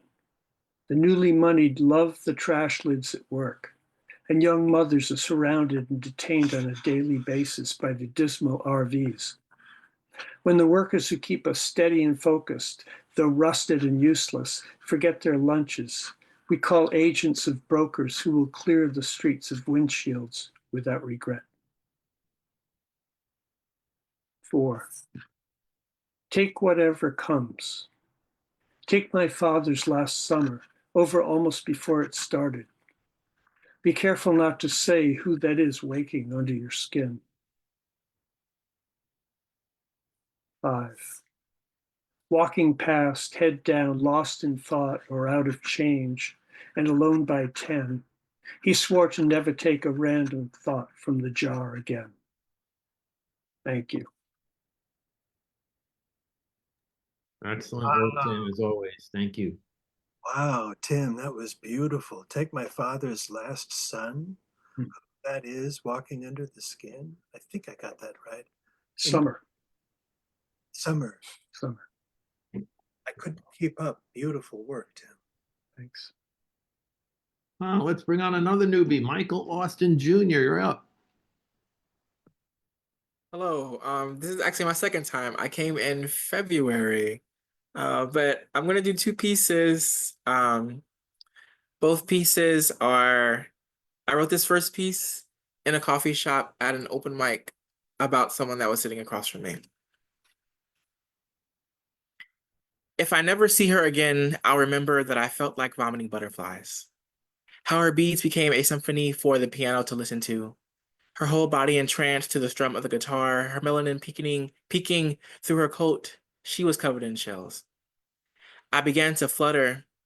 I began to feel the flutter of wings gently moving through me as I lifted my ears to her presence. Her expressions culling every notion I've neglected. Me hoping my words will last a lifetime with her. My chest began to fill with the wind tapped beneath her heel. I was floating. I was vomiting butterflies. Okay, and then this piece is to poetry. Suddenly, my hunger went away. Her words wrapped around me so tightly with just enough room for me to escape. This embrace wasn't conditional. Contingent upon me letting her in when I didn't know how to. Is it immature of me asking her to teach me? She knows I know what I'm doing. Silly boy, she says to me, and I respond with the possibility of wrapping my words around her. It's safe here, she says. It's just you and me.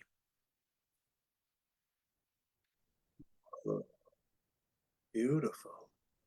Beautiful, Michael. Thank you. Join us anytime. Bob Heman, you're next. Okay, two short ones that are brand new. Door. The door never an excuse. The man, sometimes a window. Each word a song with no apparent meaning. His place in the sequence, never more than an assumption.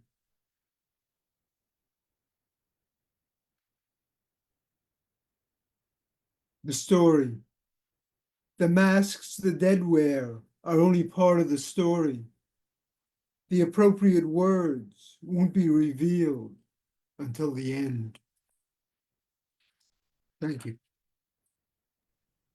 Oh, that's too short, Bob. That was great. Thanks, Bob. Thank you. Amanda Russell from Brooklyn to Texas. Amanda Russell.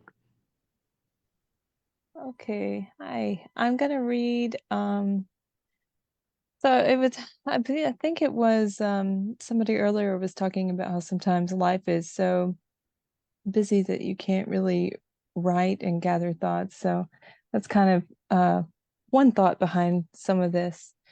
So I've got two to share. One is called Muse. Twice a night I wake to the local freight, its brakes holding a multi-range of whole notes. It is music that shakes the house, music that breaks and enters through windows, reaching even deeper into the house than a fire in the hearth. What would Young have to say about a fire in the hearth of a dreamless sleeper? About my child self still standing in the corner of the house with white carpet, or walking all day in the woods looking for, I still don't know what she is looking for. Her bare arms to the bark of a magnolia who knows how to listen, talks back when needed. Birds, like feathered whales, splash morning with waves. Musicians hear them and compose symphonies. Poets hear the symphonies and compose poems.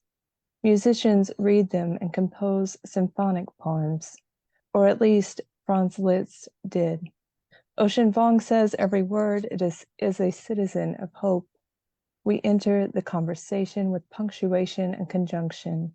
We do what it gives. I have friends who write while listening to Philip Glass turn the old darkness toward fresh light. Beethoven bent to touch his piano's lips with the tip of a pencil grit between his teeth. He put the vibration of strings against his bones, his fingers a symphony composed of mind and vibrato. According to Rick Rubin, the person with the best antenna gets plugged into the source. I sat in a fold-out chair at a theater in Mansfield, Texas, with a pencil and a smile and a heart full of branches. And this second one, maybe John, maybe you know, some people know that my son went on a field trip today. It was sort of a big deal, a long story. And so I know this poem is not ready, but I'm going to share it anyways. There's a lot that I will just tell you isn't even in here yet, but field trip. We wake at 4 a.m. because he's going to a place I've never been. He once grew in me and now without. He's going to leave and return with beneath a sky of shifted stars. Last night, I packed snacks into Ziplocs, measured a 4th cup of salted cashews, 14 Cooler Ranch Doritos, 5 all-natural strawberry oat bites. I packed 6 extra books of poetry in my bag. I'm going to work today. I won't be at work today. My body is walking my uniform to work today. I loaded all my tender love and bear in his backup mechanical pencil. Okay, thanks. Awesome as always, Amanda. Thank you so much. Oh, beautiful. So he once grew in me and now without. Oh my goodness, Amanda. I feel that. Yeah, I do. Thank you as always. Ken Holland, you're next. I knew you'd do that. That's why I'm the host. That's why you're the host, the hostess with the mostest. Yeah, I have 2 poems, and they both have the undercurrent of the zeitgeist, though they were both written before the election. But it's also the season of the opening day for baseball teams, last week, this week, and this is called Opening Day. And with 2 fingers not yet numb, I pull the shroud up over my face and signal to the one officiating the game that I've grown tired standing here at the plate while the pitcher is whistling somewhere in the fog and the fans have stripped naked in the thickening gauze as a goal that slid in is arguing that he's safe and the wood of my bat has taken root in the rain. The opposing team last seen out stumping for an autocrat, and a loudspeaker that's speaking of an incoming drone attack. I'm carrying a count way past full. I'm carrying a sack on my back full of balls and useless rules. The second poem is called Capital Ideas. It's not the DC Capitol. It's, remember the old Superman 50s on TV and 60s? The editor-in-chief of the newspaper was saying it's a capital idea. Perry White. Perry White, thank you. Thank you. A voice and a blast from the past. Here's a few capital ideas, courtesy of my unrelenting insomnia. Come morning, I'm going out to my yard and unchain the chain link fence and set the fucker free. Then I'll climb a ladder up the front of my house and bowl a ball along the gutter and try that hard stare. Then I'll plant a hedge outside the side of the house, so I'll have a windrow outside my window. Then I'll let the weeds overrun the ramparts of the grass and film the slaughter for its militaristic strategy. And I'm going to move the blast furnace from the basement into the rarefied air of the attic, so hell can get a little taste of heaven. Then I'm going to buy myself a sheep and curl up against its filthy fleece and count the passing of every waking second. Onward and upward. Thank you. Thank you, Ken. I'm sorry to break in, but I have to leave where I am. So I wonder if I could jump a line.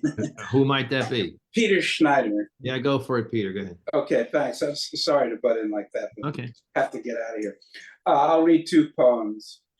This one is occasioned by a naturalist's trip in Costa Rica. Birds of Sarapiqui. Oh, birds of no meaning, you who have rescued my eyes from category, bluest of blue, red, yellow, rust, green, white, whiter than this paper, black, black, and black again, motion, angle, entrance, exit, energetic collection of occurrences. Oh, okay, we'll permit an abstraction, just one here in the tropics. But what is not okay are my beautiful fields of Vermont, once filled with red wings at dawn, filtering the pale summer air with the mesh of their flightings, now fallen silent and empty. Still here at Sarapiqui, profuse are the Montezuma oropendulas, brown, black, red bill, blue eye, yellow flare at the tail tip. They weave their nests with tough fern filaments and leaves that soon go brown and hang down from the pliant branches like giant scrotums. And its bird traversals inside me all night through the cloud chamber sensorium, and I have nothing to say to them. In the morning, mangrove swallows skim the current upstream, followed by a flash of white egrets. The brown jacaranda struts on red legs. The tiger heron shows off a speckled rump.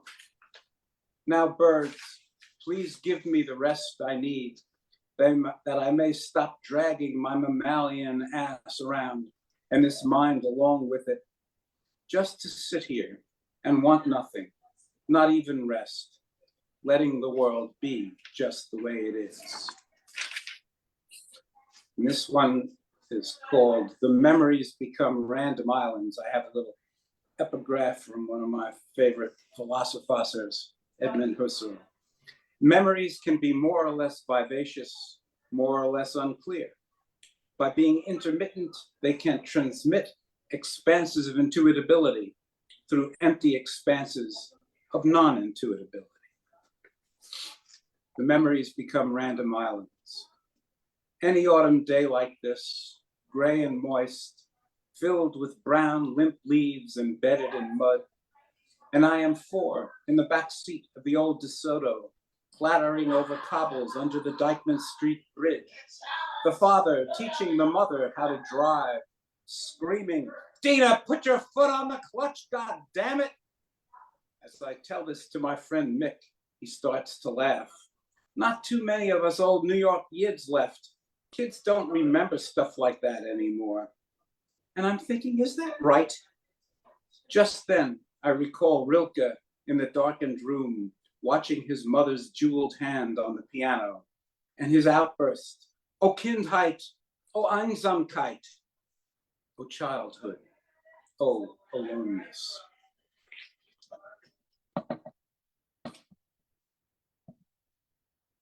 Okay. Peter, thank you. That's it. Thank you, Peter.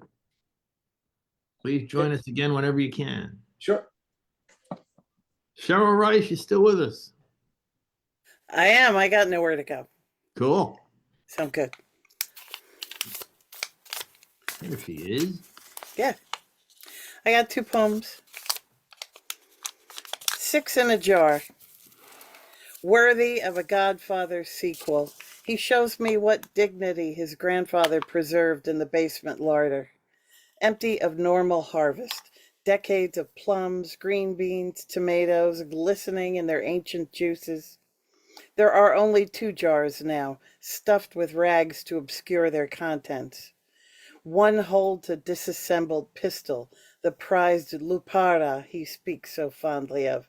Screws gone, metal sheen degraded to rusting pallor, each part lovingly swaddled, not for quick need, burglar rattling the back door, but something carefully considered, casual stroll downstairs, selecting that jar among others, ceremony of snap and polish. In the jar beside it are 6 ancient bullets, gunpowder damp, lead tips blunted. Corrosion marks both sharp talismans, stored in secret to keep a man's family safe.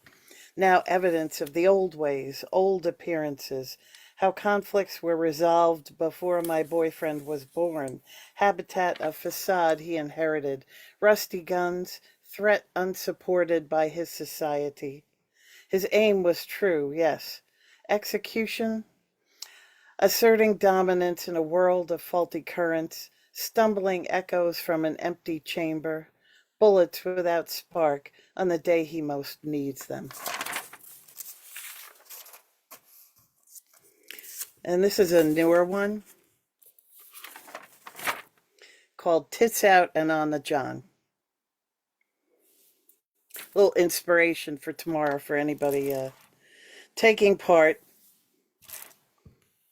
I hope I can be as brave as my friend Mary, who, when confronted with red flashing lights and SWAT teams running down her block at 5 a.m., got out of bed, put on pajama bottoms, and headed for the bathroom. If they want me, this is how they're going to find me. Turned out to be a drug raid, not the roundup of mouthy liberals that we're all waiting for under Le Grand Orange's regime. But even so, I'm pretty sure we're both relatively safe. Cis, white, female, lower middle class, upper middle-aged residents of a solidly blue state. Despite the infrequent Trump is God signs off the beaten path of pavement, I am relatively secure. I know how to live without $6 eggs, ground flax seeds, and I work from home till spring, so gas is a minor concern. Still, my passport is handy, my Spanish lousy, but that's my one resolution this year. Don't make yourself sick over the looming storm. Be ready, be available, be on call for when a march is required. Pajama bottoms at hand, tits at attention, nipples set on stun. Ah, that's what we want to hear. Is that what we want to hear? Nipples set on stun. Yes, indeed. Sometimes these things come to me. Cheryl Rice, everybody. It's good to see you here. Thanks coming out. Sure is. Marietta Maglis, you're next. Yes, I have 2 poems. My first poem is called Zen Poem for Peace. It is published in South Korea. Some folks still live in the memories of their homes, floods, hurricanes, quakes, volcanoes, insecurity, disorientation, panic, and confusion. They look at the world and air their views about what they breathe, see, hear, and feel, because they are still alive. The view of life can be shaped by truth. People need lands of love to create new citizenries. Bright racer fires of the wars and the red of aurora on the sky can redden the snow, the trees, the moon, blood and sufferings, hearts, to bless and to sprinkle holy water, expiation and inspiration, to harm life for the purpose of conquering the whole world, getting out, to own something that no longer exists, or to be a symphonic poem. A dwelling place for words needing interconnectedness to enhance understandings, telltale signs of love, loves belonging to an otherworldly dimension, God the gift, folks like pink sandcastles or like age-old allegories undergoing the Renaissance. All are born to run into their shadows, to be buried in order to become living worms, a part of us, not useful, missing words, living words that grow up and multiply memories. And the second poem is called The Rainbow, published in Four Feathers Press.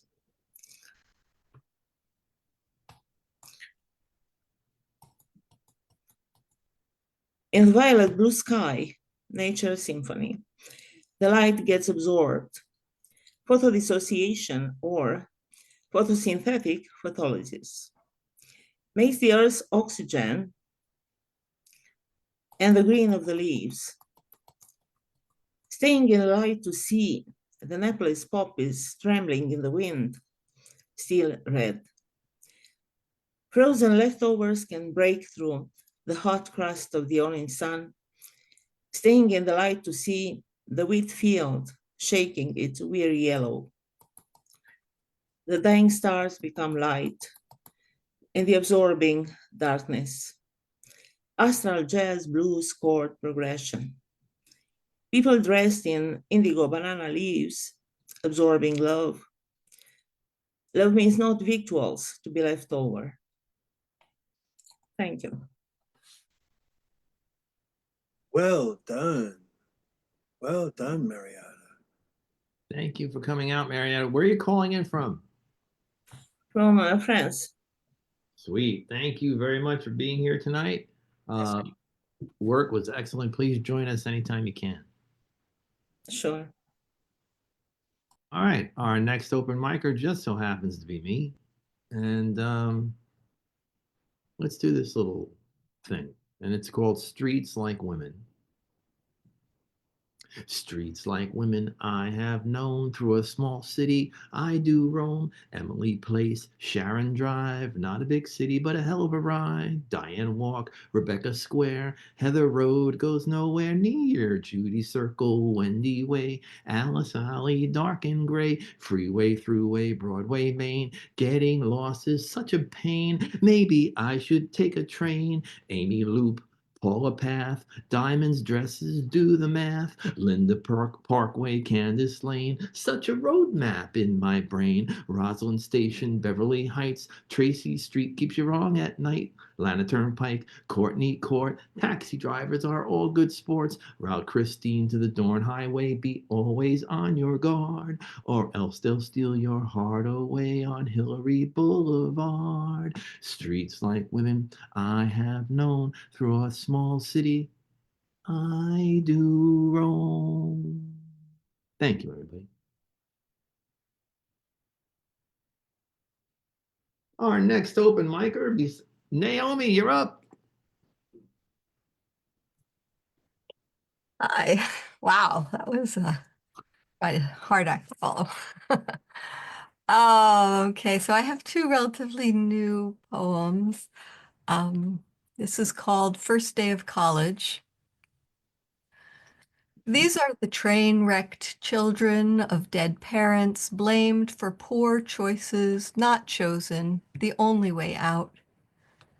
These are the shell-shocked survivors, carrying two jobs, caring for siblings and elders, barely coping. These are the children of trauma, of chaos and collapse, social structures spiraling into space. These are the experts of tiny technology who have never yet read a book, though expected to know how. And they look to you with scared and eager faces filled with promise of possibility, of hope.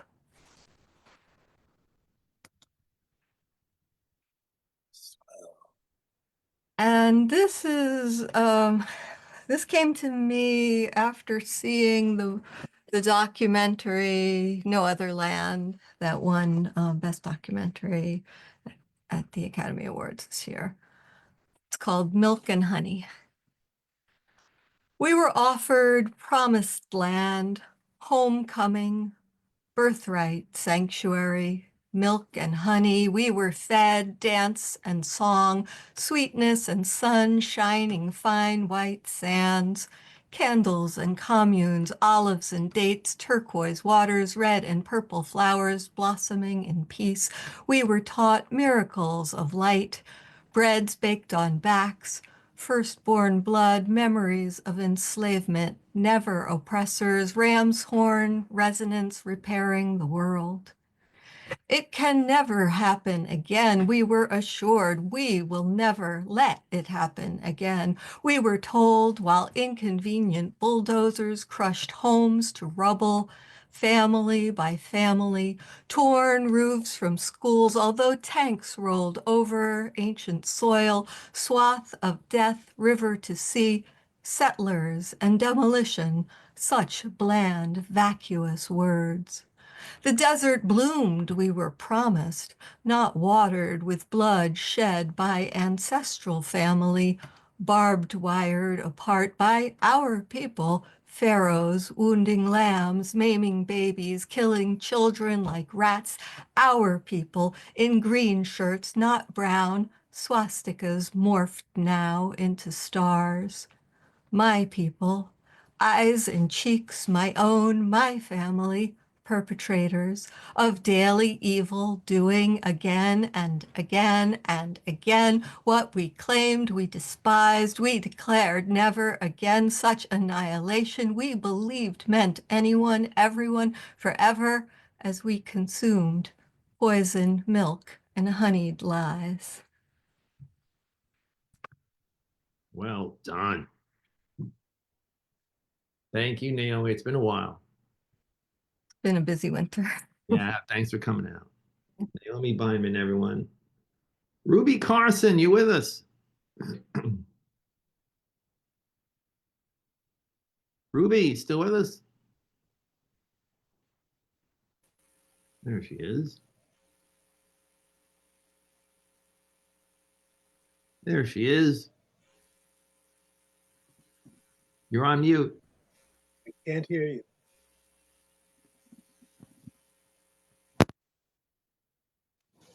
Can you hear me now? Yes. Yeah, not today. I'm a listener today. Oh, okay. Thanks, Ruby. Yeah. Sharon, you still with us? Sharon, the host of Planet Poet. Sharon, she's not here. Okay, she must have.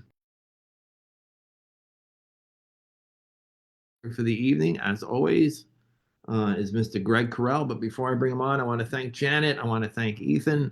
I want to thank all the open micers from across the globe and across the Hudson Valley. We couldn't do this if it wasn't for you, so thank you very much. If you want to join us on April 8th at 7 p.m., please do. That's going to be an open mic, and we'll figure out how many poems people do. If there's 100 people, we can only do one poem apiece. If there's 7, maybe we do 3. Hey, Mike. Yes. I think Jude wanted to read. Jude? Jude, are you there? Oh, hi, Jude. Yeah, come on in. Thanks, Lenny. Yeah. Thank you, Lenny. I was just gonna let it slide. No. Just, hit me with a stick or something. It's okay. There you go, Jude. Okay. Thank you. Well, I'll just do one. First of all, I just want to say thank you to everyone. This has been fun. And Cheryl, you might like to know that I live in Portugal, and tomorrow I'm heading up to Porto for a rally that's being organized by the American community there. Makes perfect sense. Yeah. I've heard about Portugal being a hotspot for expats. So we'll see. It is.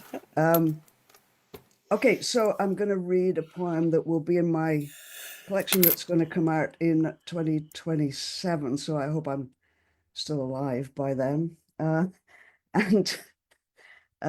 it's about billionaires, no particular reason.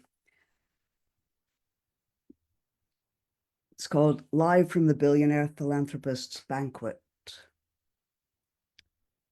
At this false table, appetite is not loss. Self-love cocoons blame, while self-proclaimed good servants shave bottom lines and spin kaleidoscopes before the famished. Slivered glass as thought salad.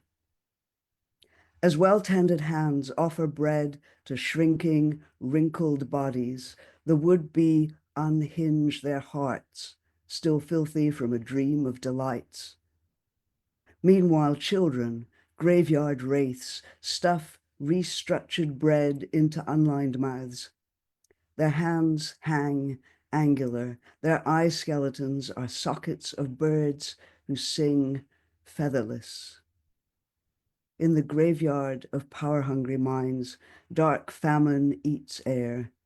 Rain falls undelivered, a mess of struts rises around barred gold. 3 meals feed expectations, a bountiful garden, bread without errors, heart table dreams.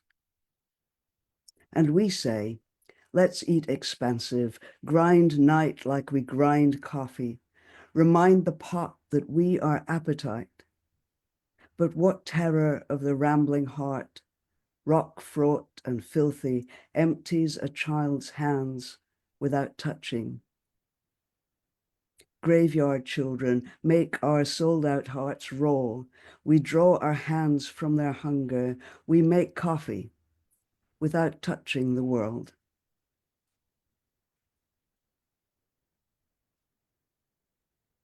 Jude, you got another one? I can do another one if you Yeah, really do want another me. short one. Sure, everybody's doing two. Do another short one. Okay. I'll do one that's for those of us who cling to the shreds of our humanity. This one's called Uncertainty Principle. Contained by our skins and our skulls, we are discrete microclimates ruled by our blood's temperature. Our body maps, coordinates are not fixed. Our borders shift and our rivers divert. Our topographies are both known and not known. Our cells, secret caves, our synapses, bridges and ravines. We are tree and storm, like countless shards of glass in a kaleidoscope. Our patterns shake loose whenever we move, startling upwards to become sun-dazzled murmurations. We are infinities of suns, together a universe. Fellow human, how should I praise your countless shards? Well, I'll add that we're hoping and planning on having Jude feature for CAPS next year. Yes, that's excellent news. Beautiful work, Jude. Thank you. And I'm sorry, I almost passed you up. I didn't see you in the gallery. Thank you, Jude. All right. And before we close, I just want to remind everybody that on April 17th, Mary Louise Kiernan, who has been quiet this evening, will not be quiet on April 17th as she features on Third Thursday. On May 2nd, we have Jared Harrell, Nancy Shee Nodal, and Kathy Weld. And on May 15th, we'll have Jim Zimmerman. And we're doing a special triannual open mic Zoom event salon discussion on April 8th at 7 p.m. So please, if you want to join us, I think it's on the website. I haven't checked in a couple of days. Please join us if you can. I want to say thanks to Janet. I want to say thanks to Ethan. And I want to bring up our final open micer for the evening, Greg Carell. Okay. I've got 2 short poems, but I want to say something to my fellow CAPS poets, which is that today, April 4th, is a day of my personal liberation. Fuck Trump and his abrogation of that word. It was the day that I very unexpectedly got released from jail back in 1970. And I know several among you know about what that experience was like for me in the 5 weeks I spent there. And I'm trying to make a more positive something out of that terrible experience. So anyway, I guess I don't have anything really coherent to say about it. The first poem is A Doll's Grave. Delighted by our stanzas, we try to escape as if the world is steppe, tundra, forest, and we're on sleighs or carriages of words, caissons of lines, the impudent enjam of lunging horses. We can't keep our prose warm enough, or spare the whip, lose the manure, brave the ice. What would you scream when Verbery coach turns, plummets? We die in the rocks below, covered in snow. From between her legs gushes cold spring water. Her eyes are fixed on the silvery blue sky. She loses focus. Her eyes, mouth are pools now. Her limbs become birch, larch, anonymous pine. Spring urges, gurgles under her epidermal freeze.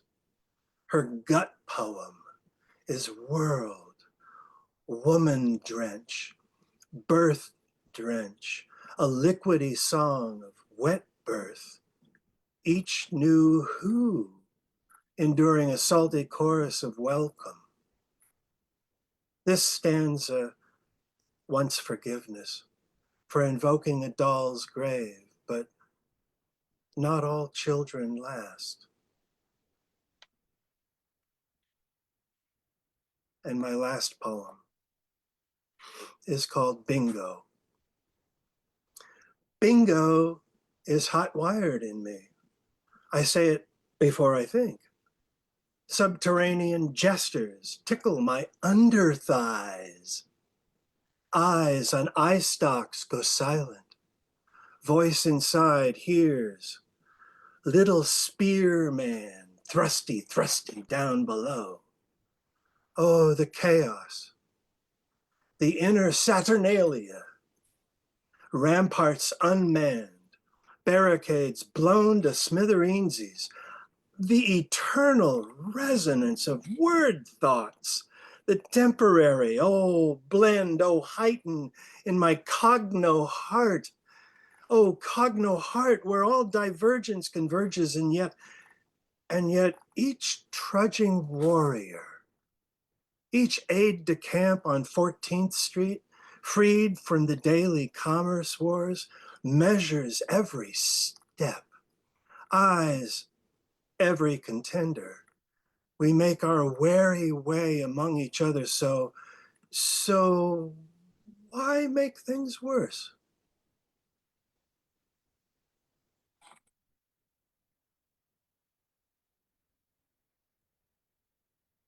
All right. Thank you, Greg. Thank you, everyone. Please unmute yourselves if you want to say a few closing words. Please, everybody feel comfortable to do that. That's what we do here. And I want to thank you all for a wonderful evening. Thank you. And I hope that everybody who can gets out tomorrow and hands off, everybody. This is our country, not theirs. So please, if you can make it, please do. That's right. Absolutely. Right on. Thank you all. Thanks, Janet, Ethan. Thank you so much. Thank you. Thank you all. Dear poets, really, I mean it. Just life-saving, you guys. Thank you. Thanks, man. Join us anytime you can. Absolutely. Thank you, Mike. You're welcome. To our friends across the waters, please, thanks for coming out and join us anytime you can. From our folks in the continental United States, join us anytime you can. John, I saw you had a Mets hat on. We won 5-0 today. Let's go Mets. Let's go Mets. Take good care, everybody. Yankees won today. And the Yankees won too. No. Doesn't get any better when they both win. It doesn't get any better when they both win. Good day. Thanks, Thank you, everyone. guys. Have a good night. Take care. Bye-bye. Bye. Good night. Night. Thanks, Bob. I'm going to end the meeting now. Okay. Take care, man. Let's talk during the week. Yeah, let's. All right. See you soon.